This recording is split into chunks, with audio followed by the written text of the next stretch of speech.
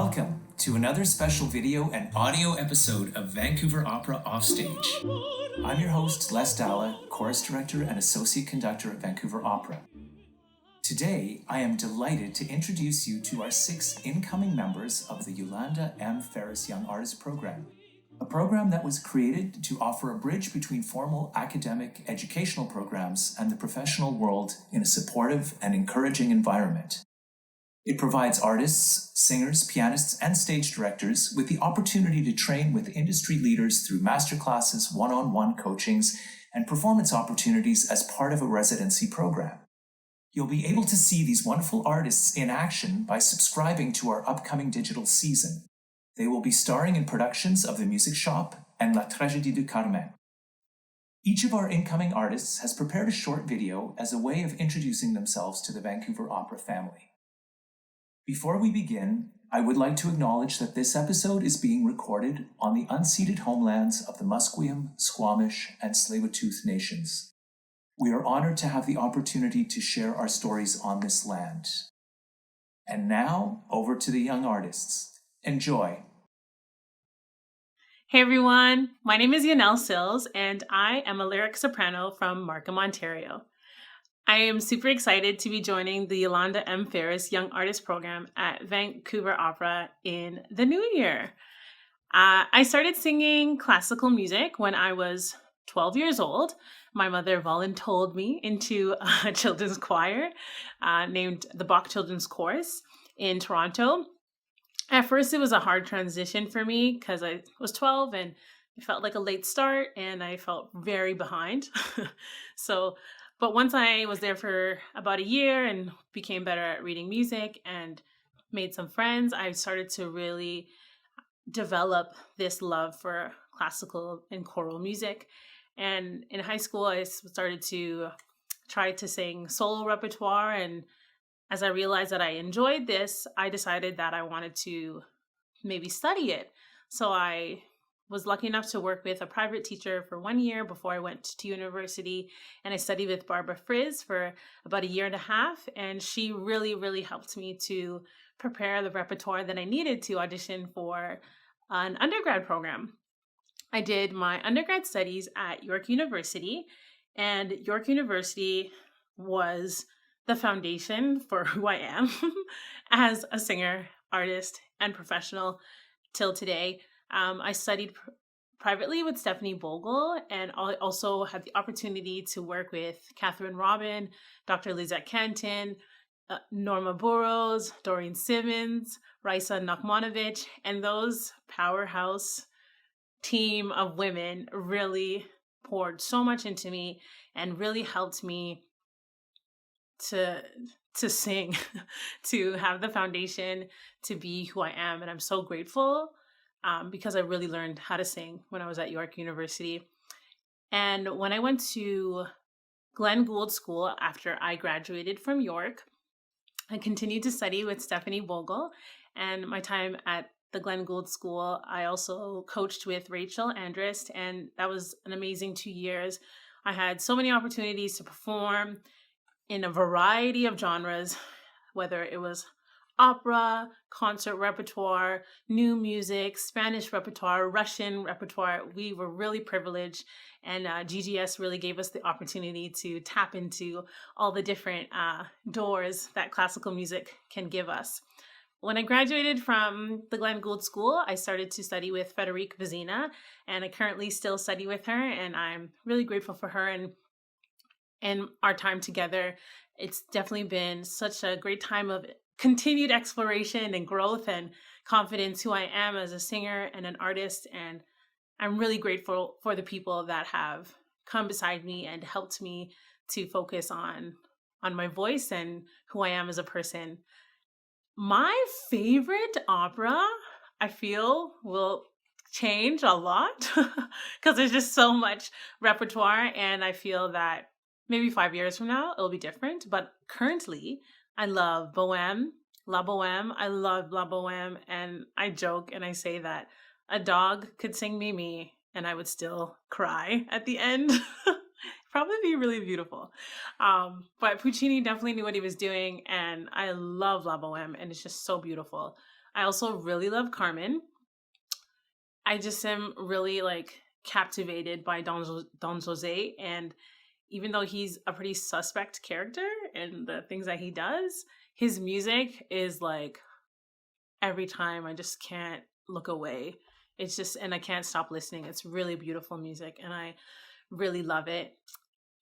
My favorite food is curry from any country, and I love it. And I just love all the different takes on curry, and it's just just can't go wrong. Just a nice curry and some white rice, and I'm pretty happy. I'm really, really excited to see the curries that Vancouver has to offer. So if you have any suggestions on where I should start, please, I am taking them all. I'm super looking forward to coming to Vancouver Opera and to work. It's been a weird year, and I really miss having coachings and just learning new repertoire in the room with somebody. So I'm really looking forward to that opportunity to sing music, learn new music with my colleagues, and to work with the staff. And I'm really grateful, and I'm really looking forward to meeting you in some shape or form, whether it's over a computer screen or at a performance.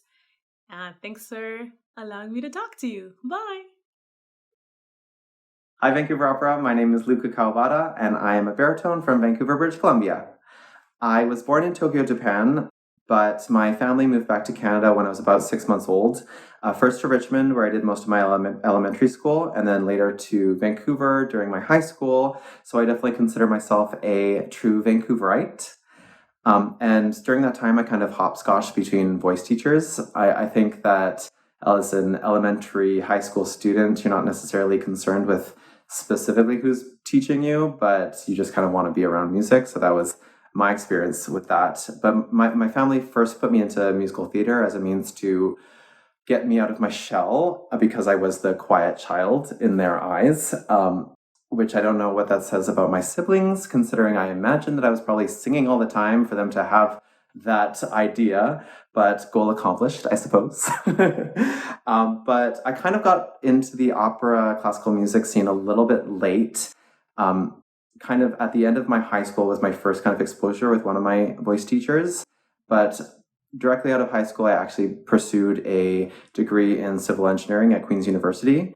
And during that time, those formative years of 17 to 22, I had an epiphany where I realized that if I didn't pursue music in some capacity, I'd always be thinking about it. So in my last year at Queen's, I took half music courses to complement finishing my required credits with my degree. And I applied to the opera program at UBC, and I haven't looked back since.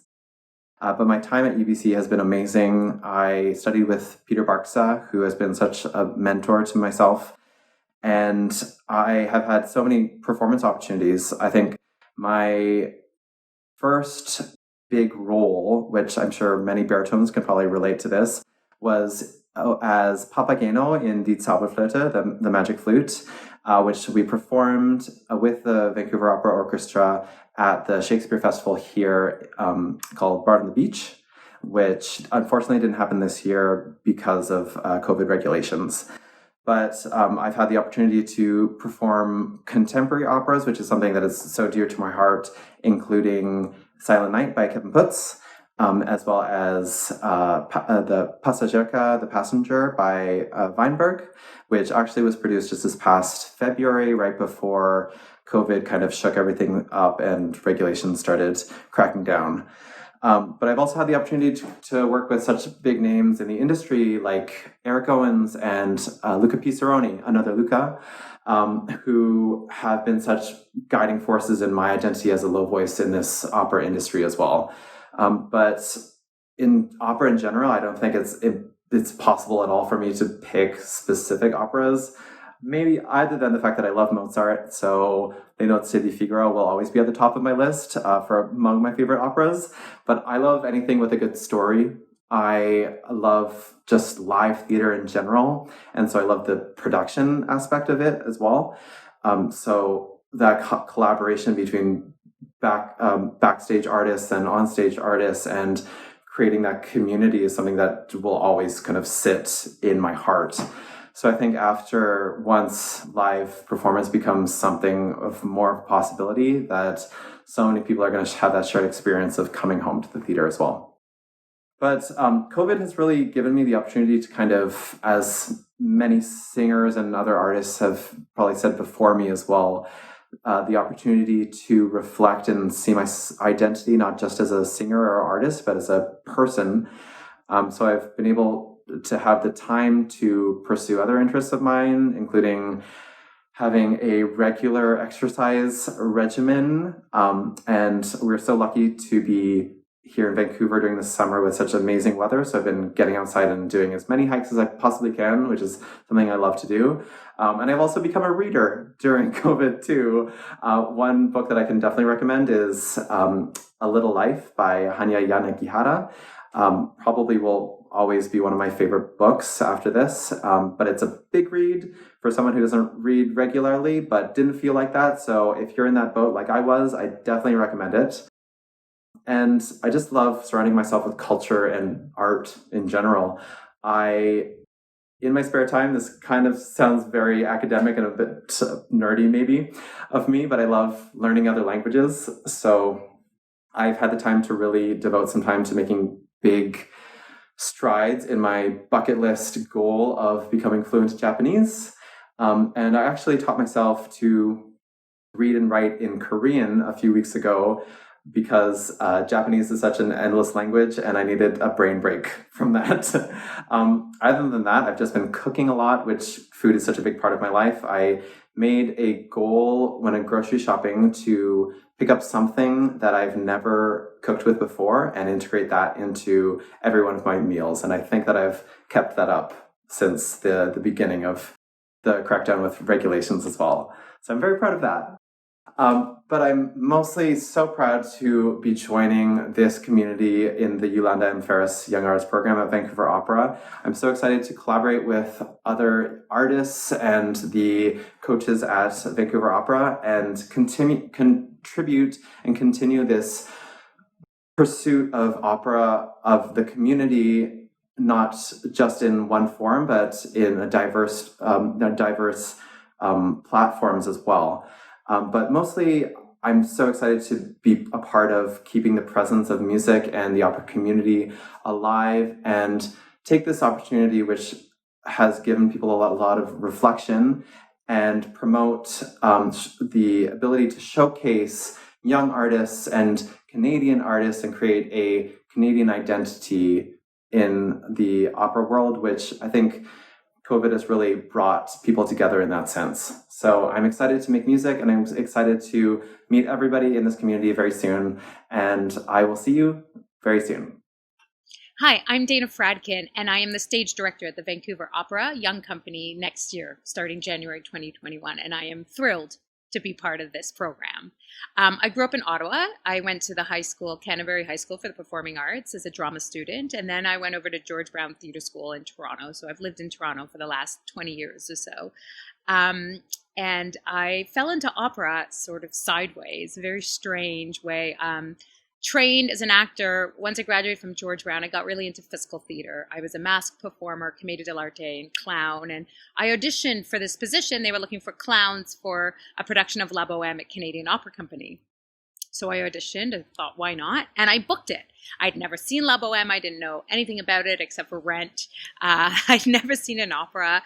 It was a medium I knew nothing about, a genre I knew nothing about, and was really excited to be able to perform at the Four Seasons Center. And I was performing with a guy named Corey, and Joel Ivany was the assistant director on that production.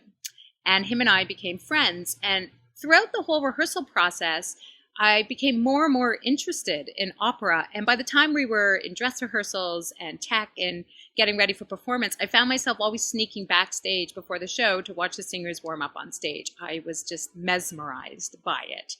And when it ended, I was really sad because it was such a thrilling experience. And Joel and I stayed friends. And then a couple years later, Canadian Opera Company called me again to be the acrobat in Die Valkyrie, directed by Adam Egoyan. And again, I jumped the opportunity. I was only on stage for 5 minutes in a 5-hour show, but I loved it. Always snuck into the auditorium during the tech and dress rehearsals and watched. I loved watching Adam work. I'm also really into film and was always very interested in him as a film director. So being in his presence was amazing and inspiring. And when that show ended, those became my first 2 favorite operas, obviously, because I worked on both of them. And I realized I caught this opera bug. I wanted to do more of it. And I was trying to think about how I could continue to be involved because I'm not a singer. So as a very physical performer, I realized I had a lot to offer singers in storytelling through the body and storytelling through shapes. And with all the physical theater I've done, I've gotten really good at telling stories without words. And since the music director is there to guide the singers with their voices, I realized the stage director is very able to guide the singers with their bodies and with the storytelling of their physicality and the physicality on the stage. And I realized that I could have a strength in this. So I applied for Theatre Ontario Professional Theatre Training Grant. I applied with Joel Ivany to assist him in a couple of his shows at ATG, Against the Grain Theatre. So I was successful, and I assistant directed him on ATG Messiah and on Così fan tutte, or A Little Too Cozy, because he did an English modern version of it, which I loved. And I became obsessed with that music at Così fan tutte. Not necessarily the story, but I loved the music. And when I used to do boot camp and work out on my own in my living room or whatnot, I would listen to the music for months. I wouldn't listen to anything else. No pop songs, no hip hop. I just would do my push-ups to Mozart, basically. A couple years later, I did Magic Flute at Glenn Gould School, also with Joel. And then I listened to that one for months afterwards as well. So Joel then hooked me up with a couple different companies. So I just kept working in opera. Laurier University, Glenn Gould, like I mentioned, Canadian Children's Opera Company. And these opportunities just kept coming my way. And the more I did it, the more it built, the more I felt more confident, the more it was incredible.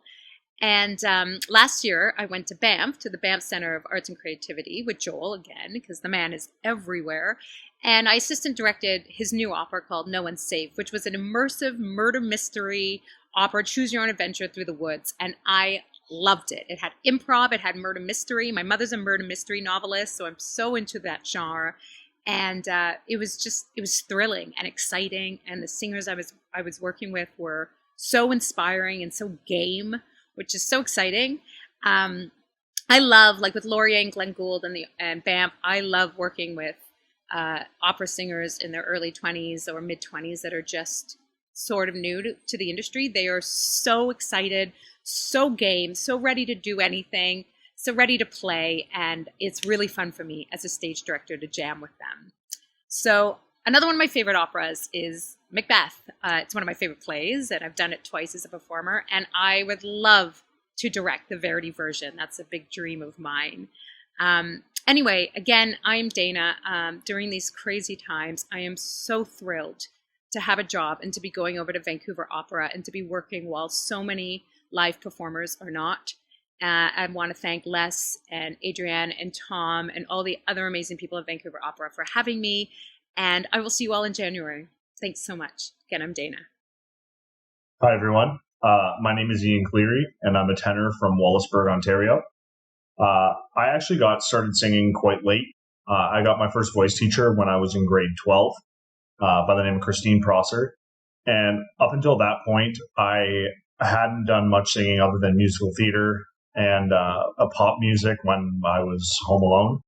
So she really set me on a classical music path. So she introduced me to a couple introduction arias and art songs, which became my audition package for university for my undergrad. So with her help, I got into Wilfrid Laurier University for my undergrad, and I studied there with Mezzo-Soprano Kimberly Barber for 4 years. And Kim really rebuilt my technique from the ground up. I had a lot of bad habits, and I sang with a more of a belt technique for musical theater. So we kind of worked to rectify that as much as we could. So we did that for 2 years. And by my third year of my undergrad, I got my first role in an opera, which was the schoolmaster in Janacek's Cunning Little Vixen. And the following year, I sang the role of Hoffman in Offenbach's The Tales of Hoffman. After Laurier, I auditioned for the University of British Columbia and got in. And for the 2 years I was there, I studied under tenor Patrick Raftery. I had two main roles from UBC, which were one of the armed guards in Mozart's Die Zauberflöte, and I reprised my role of Hoffman in The Tales of Hoffman, which was a really interesting challenge. Learning the same music with different words and trying to reevaluate the emotion that I went into certain scenes with based on that. It was a really interesting challenge, but I'm very grateful for it. It was very informative, and I'm sure it will help me with roles in the future. Outside of opera, I listen to a lot of rock, kind of into metal music, but I listen to everything. I generally, even if it's not really my style, I'll try and find something that I can kind of appreciate out of it. My favorite operas, as cliche as it sounds, I'll probably have to say La Boheme is one of them for sure. It's very fun to sing. It feels really good in my voice, and the music is incredible. It invokes a lot of emotion. I think it's just a very well-rounded, very, very gorgeous piece. And I also really like Tristan und Isolde, strictly because the music is gorgeous. Outside of opera, my hobbies kind of include just going to the gym. I try to be physically active as regularly as possible, and not much else. I spend a lot of time just working on music, listening to music. I watch way too much The Office, and that's kind of about it.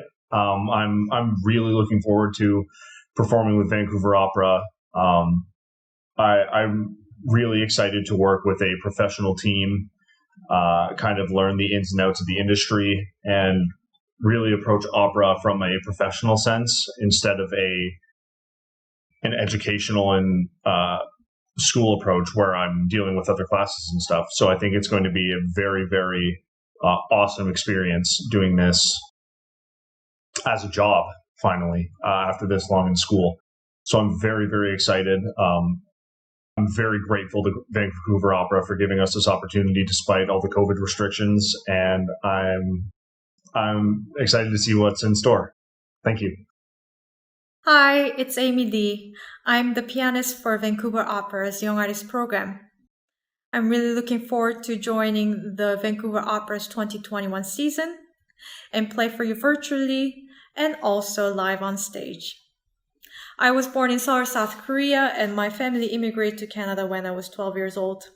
I grew up in Vancouver and completed my bachelor's degree in piano performance at UBC and a master's degree in collaborative piano at the University of Toronto.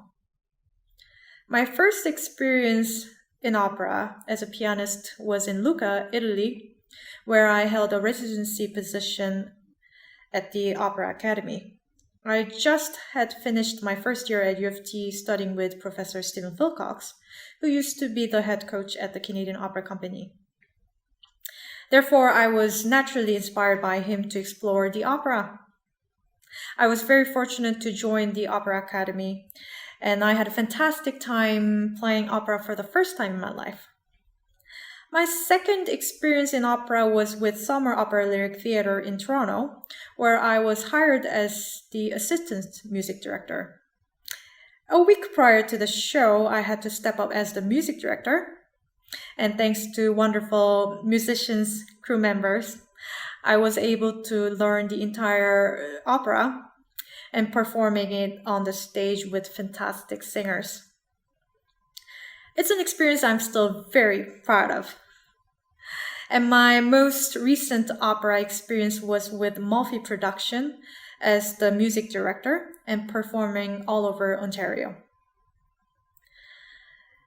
Thinking back at my experiences, I'm really fascinated to be working for Vancouver Opera because, in fact, I truly, really enjoy being a part of the opera production.